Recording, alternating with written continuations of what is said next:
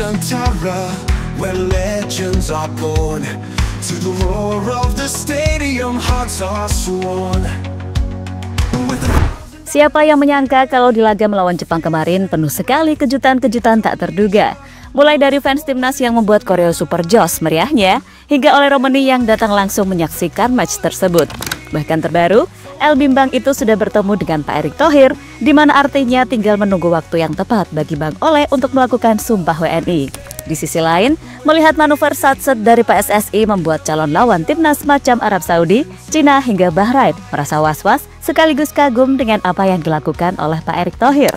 Dan dengan kekuatan yang ada sekarang, timnas Indonesia bakal menjadi salah satu ancaman nyata di sisa laga babak round 3 ini. Karena ya sesuai target awal, Pak Erick ingin mengincar peringkat 3 atau 4 lalu bisa melanjutkan perjuangan di babak round 4.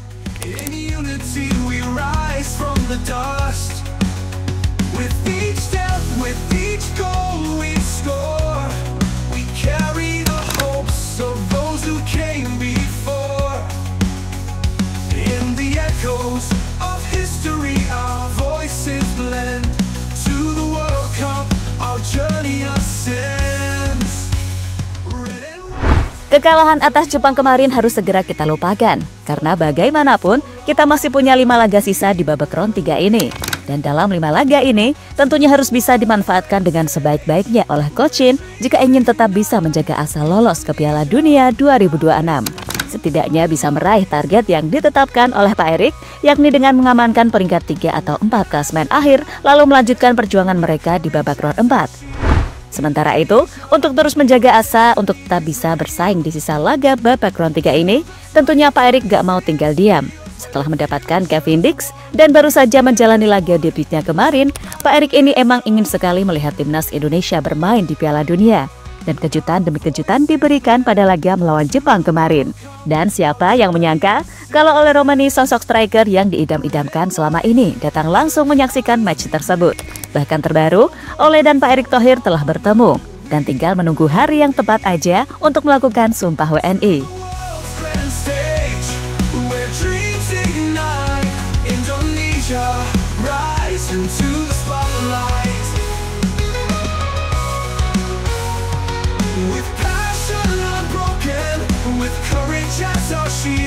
Indonesia, your destiny is revealed to the 2026 fields where the future's won. We stand as one until the battle is done.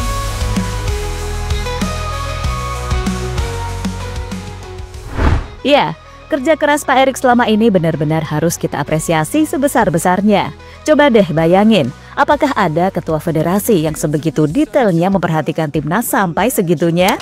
Mulai dari charter pesawat khusus, kebut-kebutan naturalisasi, sampai harus ibaratnya mohon-mohon sama DPR agar segera di ACC. Ya, pokoknya kalau dijabarin satu-satu, terlalu gokil sumpah Pak Erick.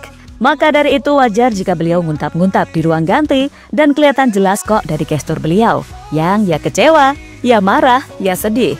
Dan kami berharap kalau ultimatum Pak Erick di ruang ganti benar-benar bisa diserap matang-matang oleh semuanya, baik pemain maupun pelatih. Sebab kami paham banget kekecewaan besar yang beliau rasakan setelah segala upaya maksimal demi timnas Indonesia. After the match, I meet the media. They're all offside. What I say to them is my responsibility as the president of the federation. All the result we have. I bring the coach, I bring all the players to believe in the projects.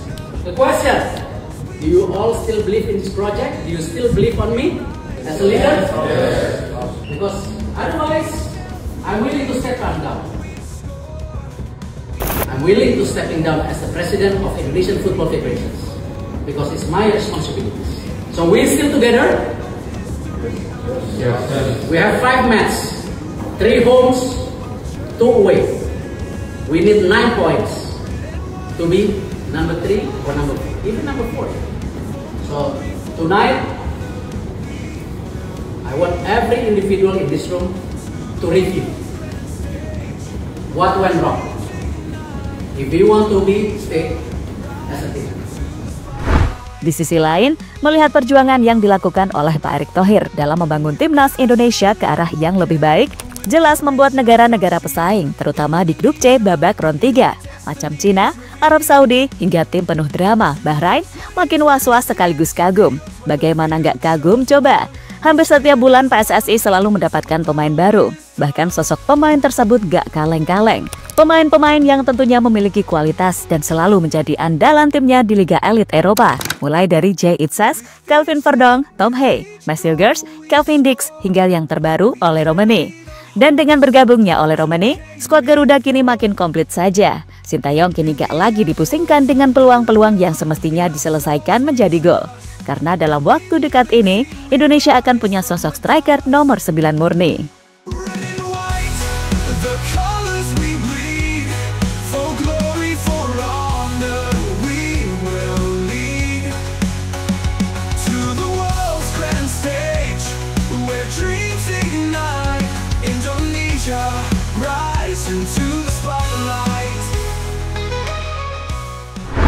Erick Thohir, Sintayong harus bisa penuhi target amankan peringkat 3 atau 4.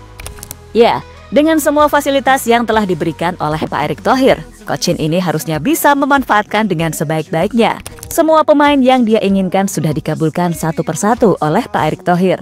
Dan kini, Pak Erick hanya ingin meminta satu permintaan saja kepada pelatih asal Korea Selatan tersebut, yakni bisa membawa timnas Indonesia amankan peringkat 3 atau 4 klasemen akhir di babak round 3 ini.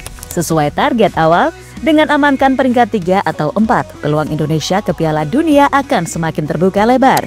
Karena chemistry para pemain akan semakin terbentuk seiring berjalannya waktu. Dan untuk itu, target 9 poin harus mampu diraih timnas Indonesia di sisa pertandingan. Kita masih punya 5 pertandingan, 3 kandang dan 2 tandang. Kita butuh 9 poin untuk berada di posisi 3 atau 4. Maka saya ingin semua berada di sini untuk introspeksi diri, ungkap Pak Erick Thohir.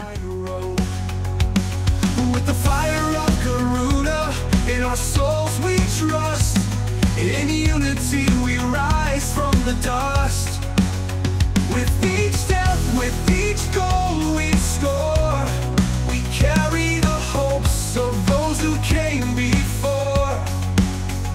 In the echoes of history our voices blend. To the World Cup our journey. Ole Romani bakal jadikan timnas Indonesia makin kuat. Sementara itu, dengan bergabungnya Ole Romani ke skuad Garuda Merah Putih, tentunya timnas Indonesia bakal menjadi salah satu tim kuat dan penuh kejutan di leg kedua nanti. Mungkin Ole nggak bisa langsung main saat melawan Arab Saudi pada hari Selasa depan, dan kemungkinan dia baru bisa dimainkan pada tahun depan. Namun sekali lagi, dengan kabarnya Ole yang akan segera memperkuat timnas Indonesia, jelas membuat lawan-lawan timnas di babak round 3 ini semakin mengambil ancang-ancang. Terutama Cina dan Bahrain. Mereka merasa kalau Indonesia ini beneran ingin balas dendam di leg kedua yang akan berlangsung di GBK tahun depan. Karena seperti kita tahu, kalau di leg pertama kemarin timnas Indonesia hanya bermain imbang saat melawan Bahrain, lalu kalah dengan skor tipis 1-2 saat bertandang ke markas Cina. Dan dengan kekuatan yang ada sekarang ini, jelas gak ada alasan lagi bagi Coach Shin untuk tak amankan poin penuh di kandang.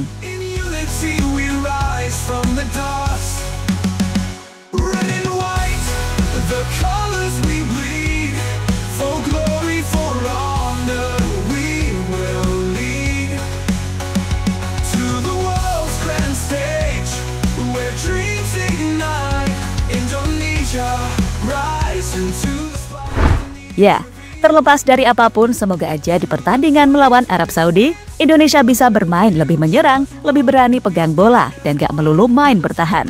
Karena terbukti kan, sedalam-dalamnya bertahan pasti suatu saat akan jebol juga. Dan jika melihat Ole Romani bermain bersama anak-anak sambil hujan-hujanan, kayaknya dia udah melokal banget deh.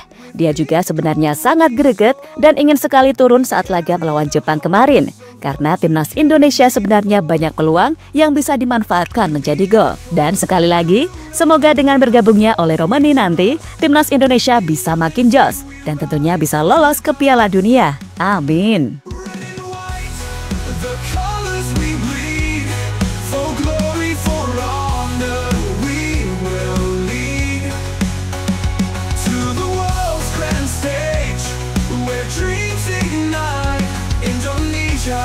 Rise into the spotlight.